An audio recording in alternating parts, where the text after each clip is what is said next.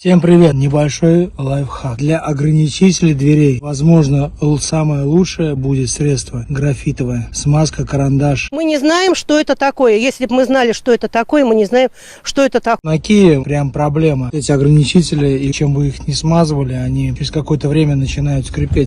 Данная смазка карандаш, она у нас графитовая, антифрикционная. Рабочая температура до плюс 1000 градусов Цельсия. Устраняет скрип ограничителей дверей. Такой продукт можно найти на Озон, на Валберес. Я приобретал в районе 300 рублей. Нахера мне такие жертвы? Еще представлена линейка, это команда смазок карандашей. Керамическая смазка карандаш. Ей можно смазывать резьбу свечей зажигания и накаливания. И не надо использовать аэрозоль, так будет меньше пыли. Возможно, это лучшее средство от скрипа дверей. Не высыхает и не накаливает пыль. Возвращает плавность открытия дверей. Лайк, репост, лайк, репост.